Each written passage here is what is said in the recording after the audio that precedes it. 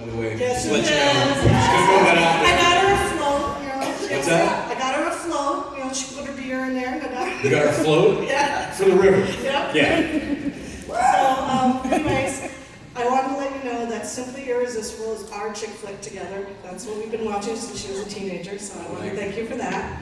And then... Sorry about the crab. I have no idea. It's like a magic crab just comes out of nowhere. I wasn't even there when we shot it. I guess they added it in post. It was a fucking crab. I'm like, where'd you guys get the fucking crab? Okay, and then the question I had for you guys was there something that you read in either of the scripts when you looked at it and said, I can't wait to film this, it is so going to be hilarious, or it is going to be so awesome just to film that? Rock.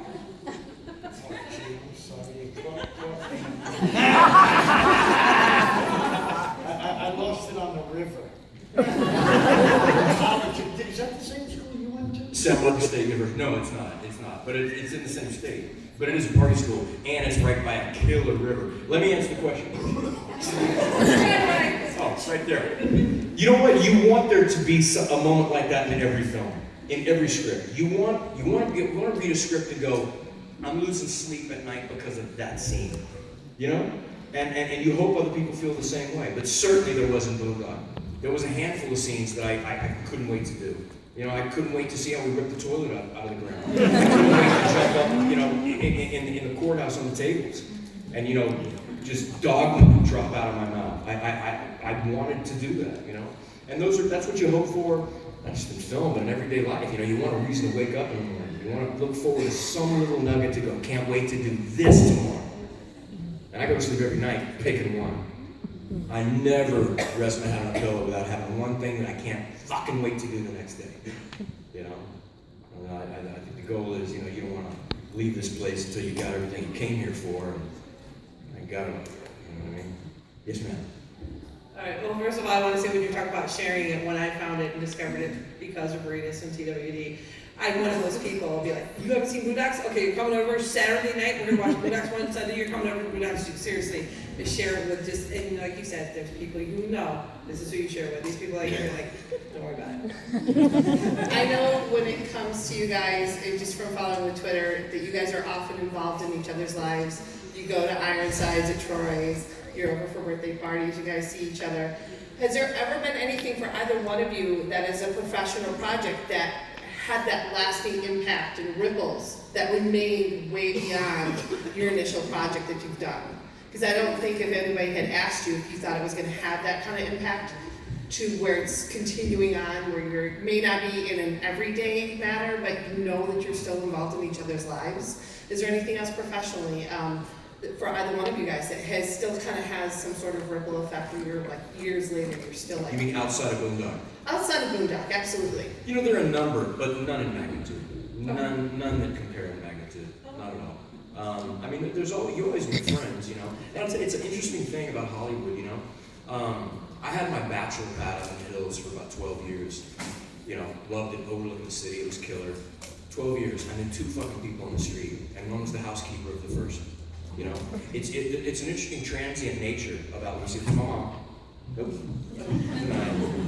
It's an interesting transient nature about that area. I guess people like move into town and they give themselves, 4 years, and then if it doesn't work, they're going to leave. So I don't think people take the time to nurture a proper relationship. Where I'm from in Texas, if somebody moves into the neighborhood, people go over with cookies. They're like, hey, my dad's a car mechanic, so if your car breaks down, use him. My mom's real estate, so if you need real estate, here's some cookies. Oh, you got a U-Haul, do you need some help? That's the way it is in Texas.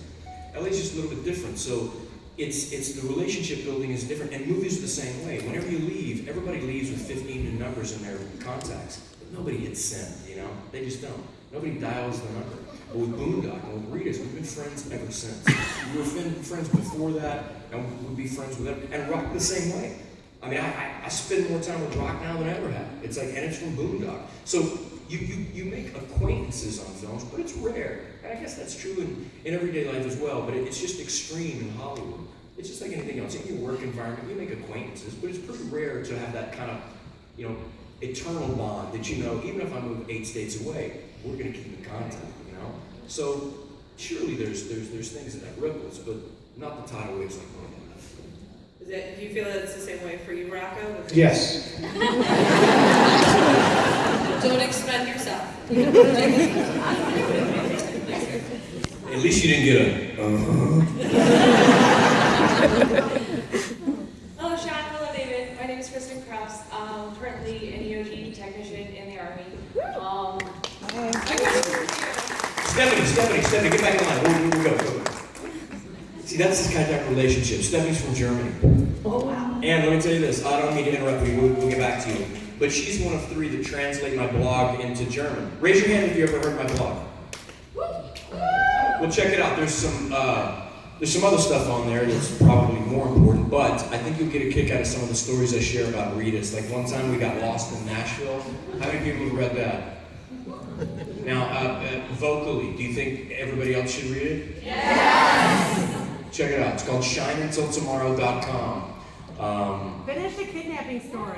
What kidnapping? Spoiler alert, hussy! I'll give you a quick little preview. I know we're pressed for time. We're in Nashville. I'm sitting in my bed, right? I got my laptop open. There's like 17 people in the room and like 150 empty bottles of shit that probably set your soul on fire. Ritas is in there somewhere and I hear, fucking take me to him, I'm gonna ride that fucker! It was Ritas. I'm like, I don't know, I thought it was a mechanical bull or something. So everybody gets up and they peel out. Rita's like, let's go, Flannery! I'm like, you know what, I got a UFC, I ordered on the computer, I'm gonna watch it, I'll meet you guys. Text me the address whenever you get there and I'll meet you guys there. Okay, everybody peels out of the room, I hear everybody leave, the door shuts, I'm watching on my computer. Next thing I know, my phone rings, you know, and it's Kundalini Express by Love and Rockets. And I know it's Ritas because that's what I plugged him in for. I'm like, what's up, brother? He's like, you gotta come and get me, they fucking kidnapped me, dude, they fucking kidnapped me. I'm like, whoa, who fucking kidnapped you? Where? Are you at the club? You, no, I'm in a fucking bathroom, come. How do you fucking, who the fuck kidnapped you? I don't know, dude, please, you gotta fucking come and get me. I'm gonna kidnap you, I'm in the fucking bathroom. Hey, dude, I get to the fucking hotel, they got me somewhere. I'm like, all right, dude, fucking turn your find a friend on right now, because this shit's happening. Location services, turn your fucking find a friend on. So he's like, yeah, okay, cool, I got fucking turn my find a friend on. I throw my boots on, because I was freestyling on the bed. Throw my pants back on my boots, and I'm out the fucking door. Click the door, I run down there, fucking hall. I will choke this motherfucker he's got, Ritas. I swear to fucking God, I'll put him the fuck to sleep. All of a sudden, I'm sprinting. Ritas on the phone, I'm like, don't hang up, motherfucker. The find a friend's coming up, I'm gonna be there in a matter of moments. Fucking find a friend comes up, ding, ding, ding, and it gives you a polka dot, right? And your polka dot, and you can Marco Polo that shit until you get around to the polka dot. Like, I'll find that motherfucker. I'll wander around. I'll see the polka dot. Warmer, colder, cold. I'll find that motherfucker. I'll choke the son of a bitch. Put him in the street. Boom, it comes up. Bang, his polka dot. Right the fuck on top of my polka dot. So I moonwalk back down the hall, and I put my card back into the key. Click. Sure enough, motherfucker goes, dude, he's coming back in. I'm like, oh, this shit's gonna be good. It's that story, and it gets better. shineuntiltomorrow.com. Check it out. Start at part 1. You gotta start at part 1, because there's 5 parts to this shit. True story happened in Nashville. Anyway, sorry to interrupt. Go back to the question. It's totally fine.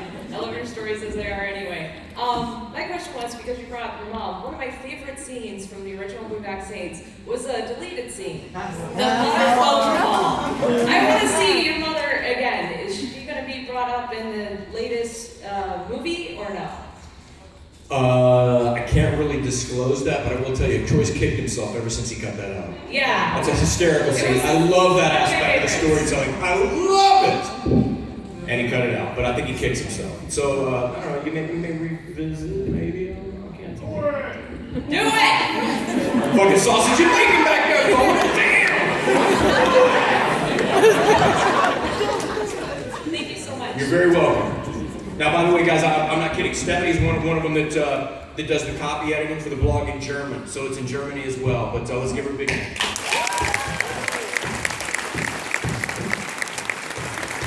Yes, ma'am. I want to ask you, why did you call your blog Shine Until Tomorrow? And I'm not a native speaker, so I don't know what the quote means. Tomorrow cease what it never ceased soon. It's a Beatles song. It's Shine Until Tomorrow. I don't know. I read an article one time where Bono said, he met this guy and he goes, "Oh my God, that song you wrote, it was so incredible. It's about saving the world." And he goes, "Actually, I wrote it about my dog." So, I don't know what Paul McCartney meant when he wrote the lyrics, "Shine Until Tomorrow," but what it means to me, and Abbey Road was one of the first things I ever owned in my life. I was like 5 years old. So Let It Be, the record was close behind.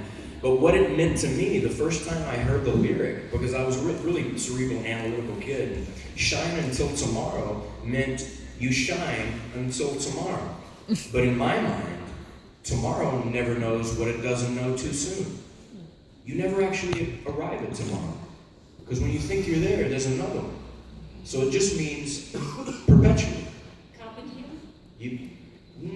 More than that, eternally. Carpe diem eternally. You seize the moment, but in this, you're seizing the moment that exists in tomorrow. So you stop seizing it when you get there. You let me know when you arrive at tomorrow. I'll wait. Do you understand? Do you understand what I mean? You shine until tomorrow.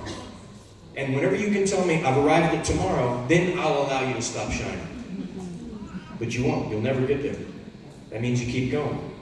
You keep going, and you keep going, and you keep going. Another one of those nuggets. You give yourself that reason to wake up in the morning. You give yourself that one fucking thing that you cannot fucking wait to do in the next 12-hour period. That's what it means to me, and that's what why I named it Shine Until Tomorrow. Now, maybe Paul McCartney goes, well, I named it that because the light ahead of me was blinding. I don't know. Who knows? It could mean something else. I'm not saying that he meant something deep or heavy, but to me as a kid, that's what I read into it. You know, shine until tomorrow. You keep going forever. Forever. That's what it means. And that's, you know, what I hope people get out of it. But a lot of people, you know, question the title and they didn't know what I meant. But that's what I meant by it. You know.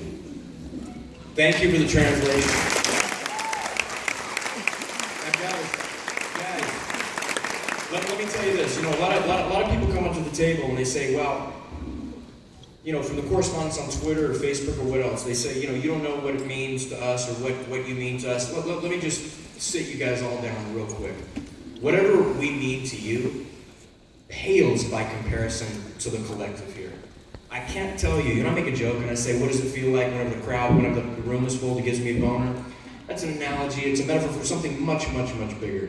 You guys will never know what it feels like to walk into a room and there's 1,000 people that just want to hear you talk about something that you've already been financially compensated for, and probably more than you should be.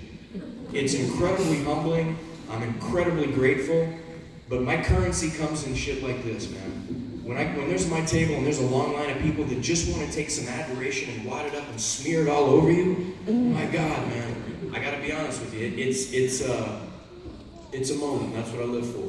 So I don't take this shit lightly. I'm incredibly, incredibly grateful for every one of you. And like the lady I was joking about, you know, she's on leave, but they drove from Canada, you know, or they flew. People come from a long way away, and we should be so lucky, man. We should be so lucky to have a room filled with like this. So God bless each and every one of you, man. I hope you really accept my thank you, because from the bottom of my heart, man, whatever you guys think we mean to you, it's nowhere in the ballpark of what you guys mean to us. So God bless each and every one. Thank you very much. Ladies and gentlemen, one more time for Sean Patrick Flannery and David Delacco.